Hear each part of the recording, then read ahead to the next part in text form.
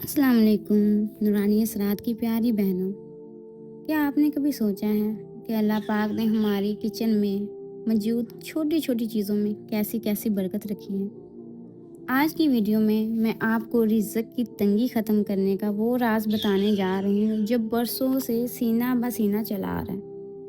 अगर आपके हाथ हमेशा तंग रहता है, कारोबार ठप हो चुका है या पर्स खाली रहता है, तो बस एक लौंग उठा लीजिए। ये छोटा सा लौंग अल्लाह का कलाम की बरकत से आपके घर में रिज़्क़ के वो दरिया बहा देगा कि आप संभाल नहीं पाएंगी। ये कोई मामूली बात नहीं, बल्कि यकीन की कुव्वत का करिश्मा है। मेरी प्यारी बहनों, सूरह वाक़िया रिज़्क़ की सूरह है और सूरह कौसर बरकत की निशानी है। जब ये दोनों मिलती हैं तो नसीब के बंद दरवाजे खुल जाते हैं।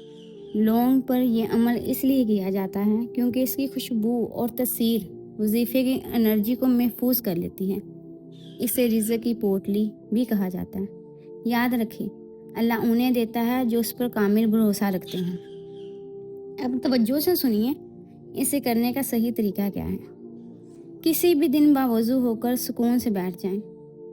एक साफ सुथरा साबुत लौंग जिसका फूल ऊपर से टूटा ना हो अपने हाथ में ले लें।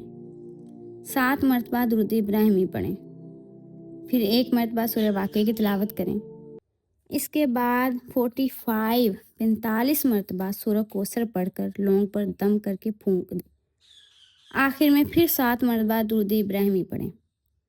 इस लौंग को किसी छोटे से काले कपड़े में लपेट कर अपने पर्स में, तिजोरी में या जहां आप पैसे रखते हैं वहां रख दें।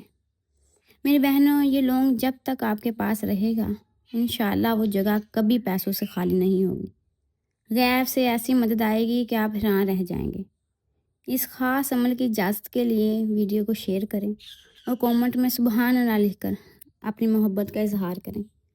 रूहानी असरात को सब्सक्राइब कर लें ताकि आप ऐसी ही रूहानी मालूमात से जुड़े रहें।